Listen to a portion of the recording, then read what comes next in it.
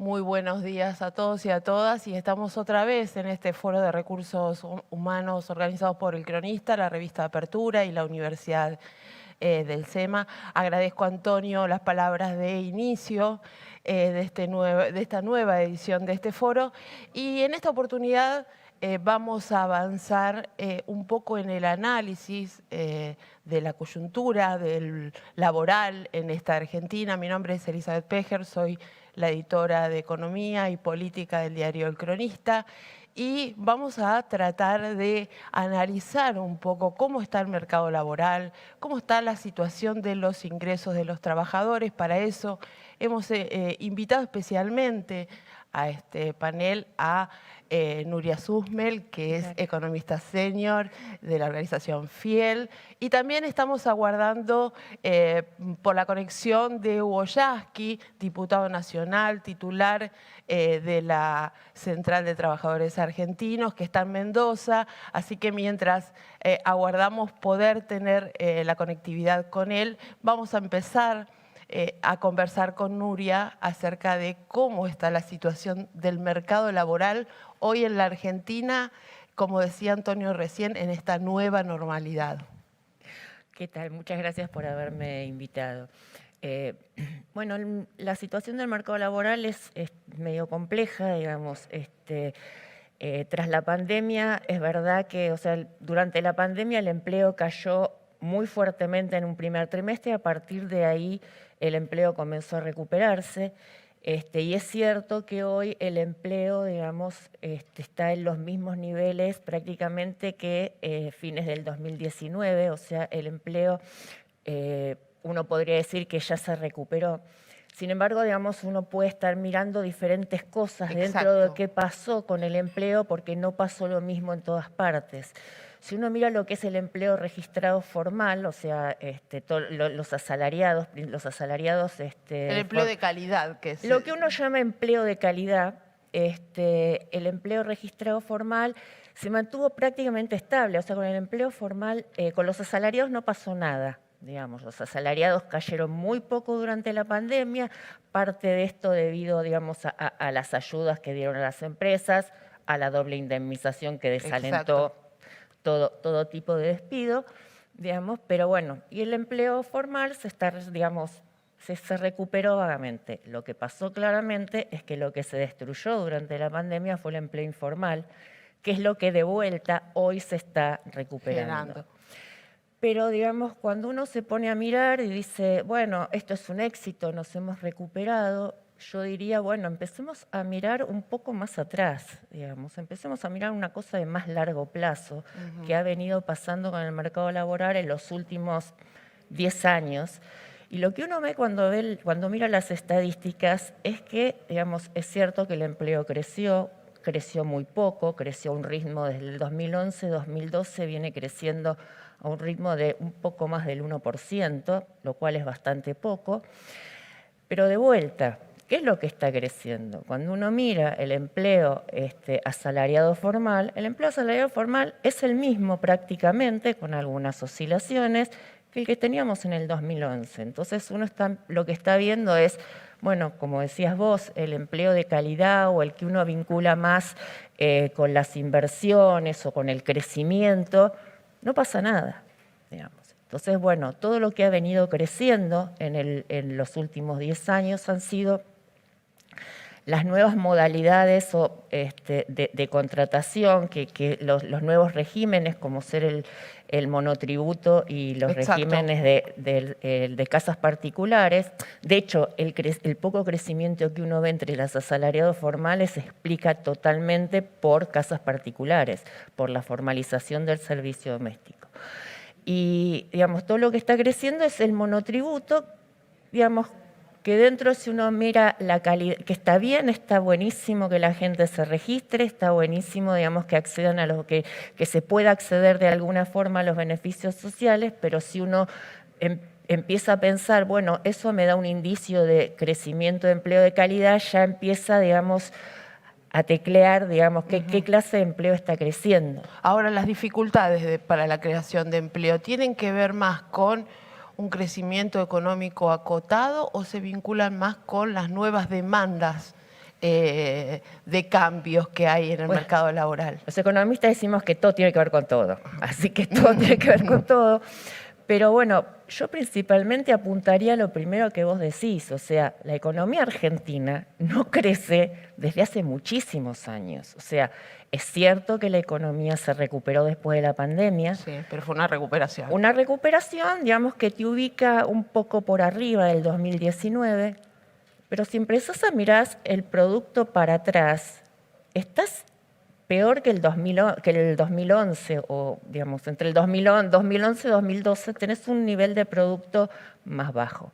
Entonces, yo siempre digo el mismo cuento, digamos, uno demanda trabajo para que produzca, para producir, pero si nadie produce, nadie demanda trabajo.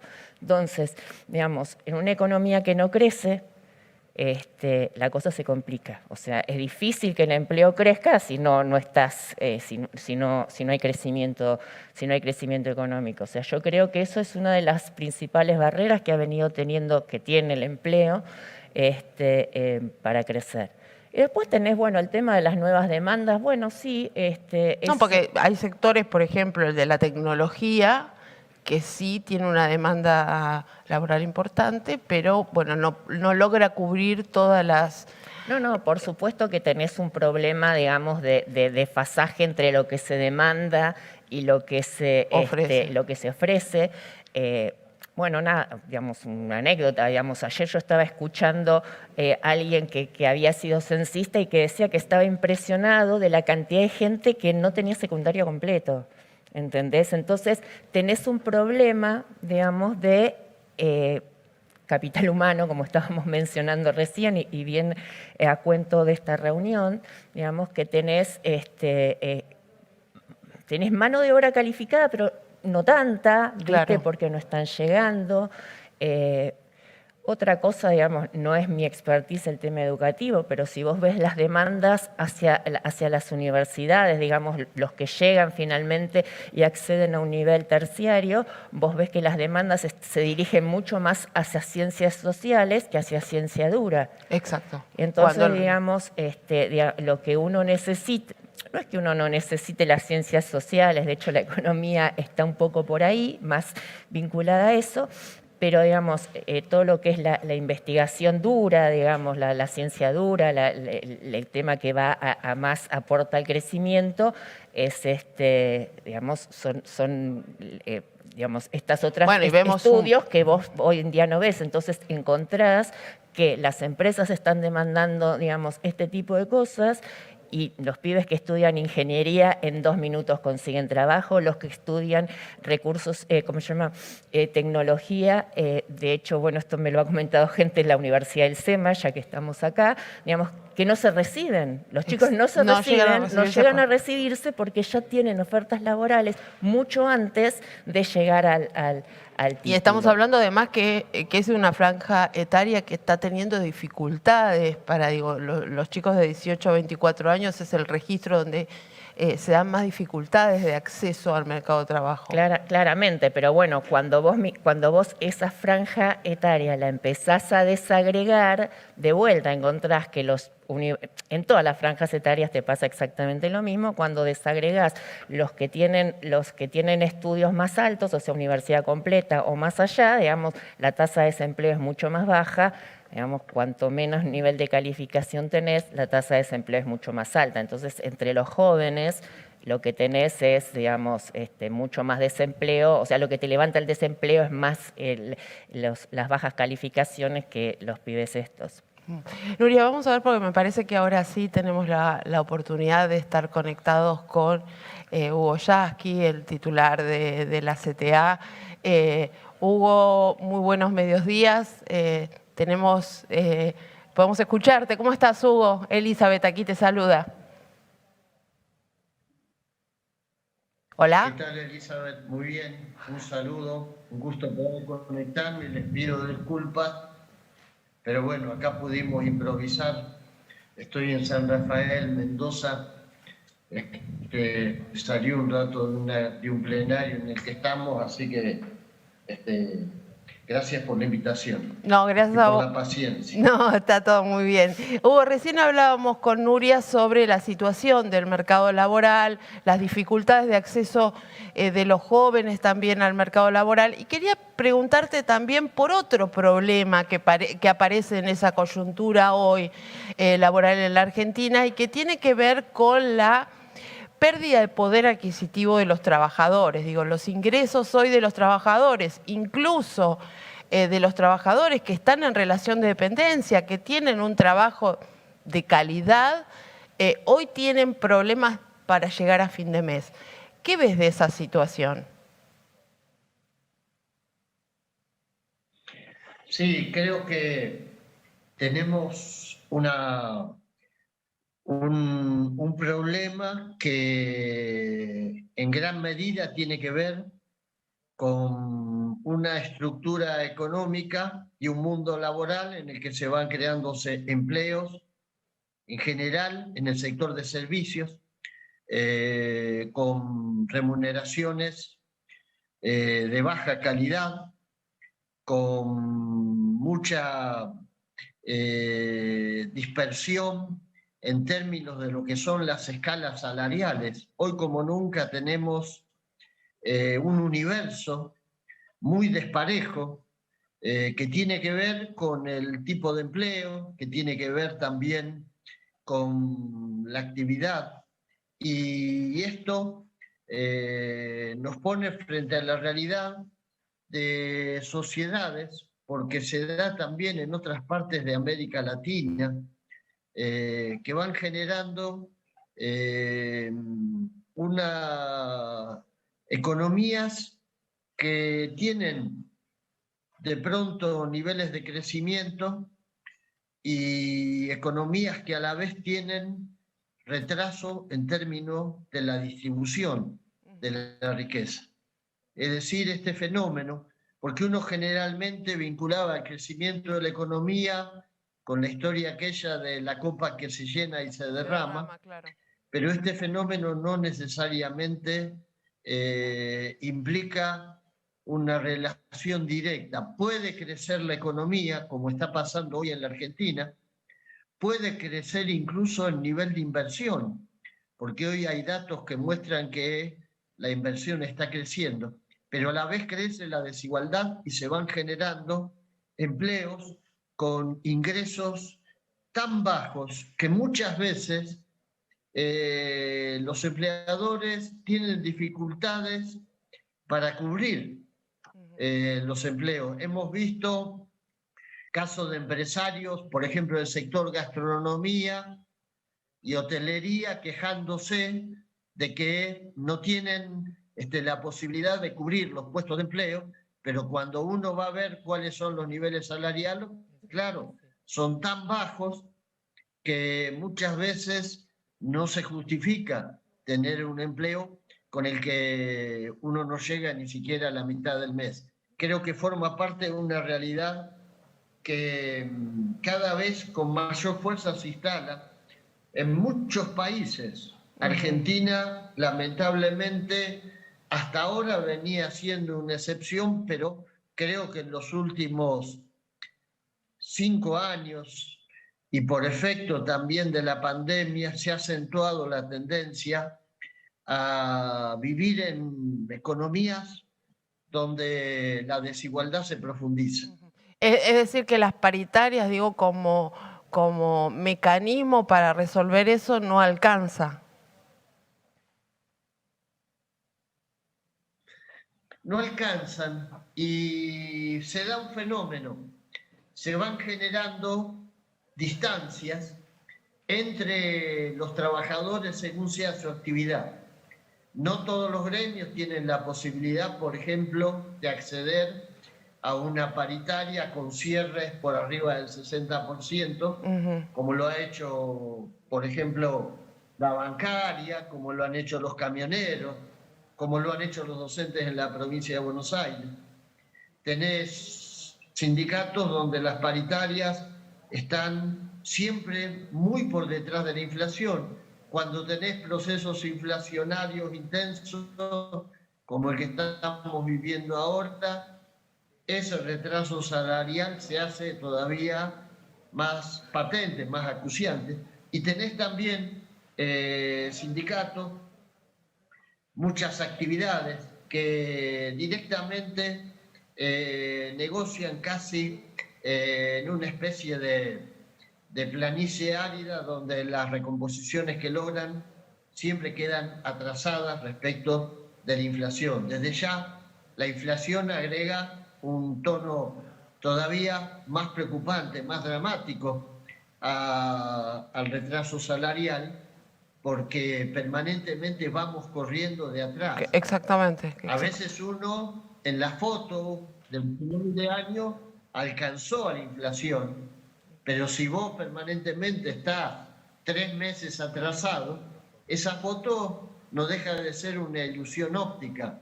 Es la foto del momento en que alcanzaste la inflación, pero inmediatamente después viene el retraso de 1, 2, 3 meses, que es lo que hace que mucha gente viva esta situación con agobio, con malestar, porque bueno, aún los que obtienen algunos salarios un poco más altos, les cuesta llegar a fin de mes y se está produciendo el hecho de que la mayor parte del salario se dedica a reponer el alimento.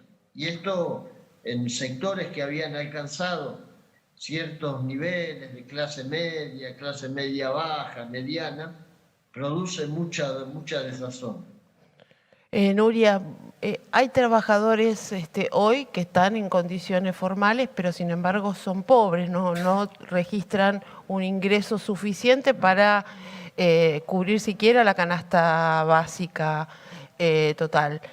¿Qué se hace con eso? ¿Cómo se resuelve? Porque es un fenómeno bastante nuevo en la Argentina. Totalmente, digamos. Yo quería agregar a lo que estaba diciendo, lo que estaban diciendo recién, es que cuando hablamos de la caída del salario formal y estamos hablando de las paritarias, tengamos en la cabeza que estamos hablando de 1/3 del empleo, o sea el trabajo que estábamos diciendo, el trabajo asalariado formal es 6 millones contra 20 millones de ocupados, o sea, todo este retraso salarial de la lucha por las paritarias, bárbaro, o sea, no estoy diciendo nada en contra de esto, solamente estamos hablando de 6 millones de personas, tenés 14 millones de personas que la pelean solos, digamos, que no tienen algún respaldo, ningún apoyo, digamos, de agrupaciones sindicales que los estén acompañando, esa es la palabra, perdón. Respecto a esto de que las familias son pobres, a ver, hay un fenómeno que es lo que mencionaba antes, que la economía está bien, decíamos, este último año creció y crecieron los salarios ahí, pero la economía en los últimos años no creció, hay más gente, o sea, Argentina es un país más pobre, entonces no nos sorprendamos de que las tasas de pobreza sean mucho más altas, ¿no? Porque Argentina es mucho más pobre hoy que hace 10 años, ¿sí? Entonces, yo estaba mirando los datos de la caída salarial y en promedio está respecto a años, digamos, o de vuelta a una década atrás, los salarios son un 20% más bajos. Formales, ¿cómo se llama? De convenio, de no convenio, promedios. Peor es el sector informal claramente y peor ¿cómo se llama? Y también el sector público se ha visto muy afectado en esto.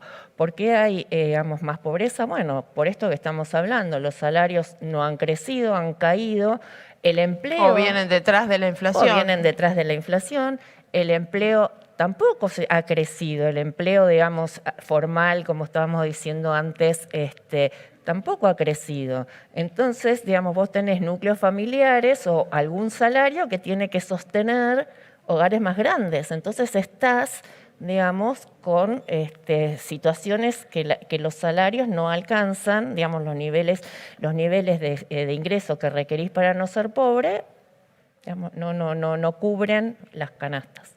Sí, uno de los puntos también importantes, Hugo, y quería consultarte sobre esto, tiene que ver, me parece, con un elemento importante en materia de empleo y son aquellas personas que hoy tienen algún tipo de plan social vinculado con alguna tarea, con algún tipo de contribución laboral, pero que no son formalmente trabajadores o no son considerados formalmente trabajadores.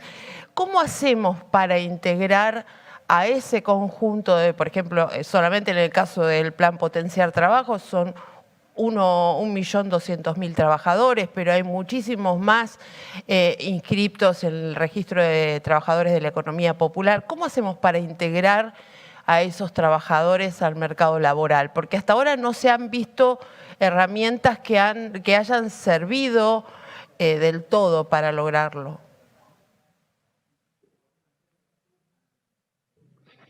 Sí, yo creo que hay que pensar distintas estrategias, pero también hay que tener en cuenta que esa informalidad laboral que se describía antes constituye una especie de fenómeno que se reproduce permanentemente a sí mismo. Hay muchos empresarios pymes que tienen gran parte de su personal en una situación de informalidad permanente, porque eso tiene que ver también con la evasión impositiva. Si uno tiene 20 empleados declarados, debe justificar una producción y una cantidad de ventas equivalente a 20 empleados produciendo. Si tiene 10 y declara solamente la mitad de lo que produce, es un mecanismo también que tiene que ver con la evasión. Por eso las leyes tienen que tener una mirada integral. No es solamente mirar, poner el foco dentro del mundo laboral, sino también dentro del foco de la actividad de la economía, donde este tipo de prácticas es muy común. Quizás algunos datos de esto nos revele el conocimiento del último censo, porque hay algunos datos que necesariamente se van a actualizar. Pero creo que hay que pensar en mecanismos como, por ejemplo, el proyecto que se está planteando de una especie de ingreso universal.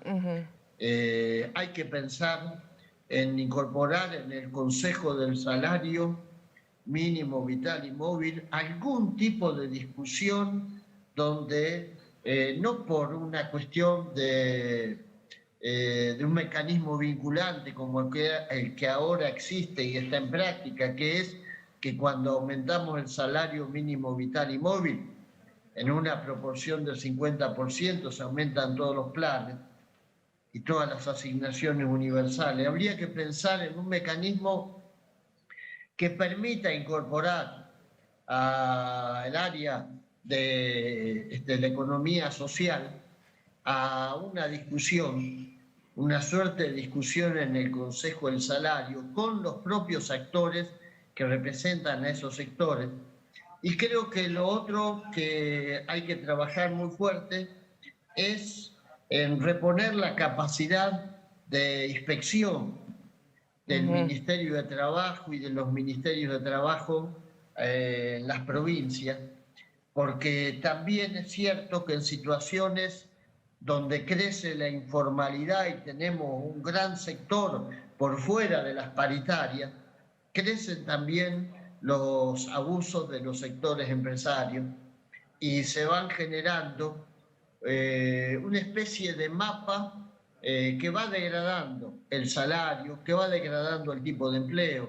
Lo vemos con los chicos y chicas jóvenes que hoy hacen el servicio de delivery, que no tienen ni siquiera la posibilidad de tener un convenio, una representación sindical, que si sufren un accidente en la calle, corre por cuenta y riesgo de ellos mismos. Es decir, y este fenómeno es un fenómeno que va haciendo que la Argentina se parezca cada día más al resto de América Latina. Lamentablemente, en ese sentido, estamos viviendo un problema de retraso, y cuando fue la pandemia, hubo muchos analistas, intelectuales, que con una cuota grande de ingenuidad imaginaban que bueno, íbamos a aprender las lecciones de lo que es tener un Estado ausente, íbamos a aprender las lecciones de lo que significa no tener un sector público fuerte que garantice derechos. La nueva normalidad iba a ser mejor, nos iba a depositar en un mundo donde muchas de estas prácticas iban a ser revisadas por la propia demanda social, y sin embargo, la realidad es que la nueva normalidad en la que existimos acrecienta en la Argentina y en el mundo, porque esto sucede en el mundo, acrecienta la concentración de la riqueza, las desigualdades, en consecuencia la precariedad laboral y el retraso salarial. Por supuesto, en el caso de nuestro país, la inflación y el hecho de que tenemos problemas que se agudizan, pero que ya venían de arrastre, hace todo más dramático.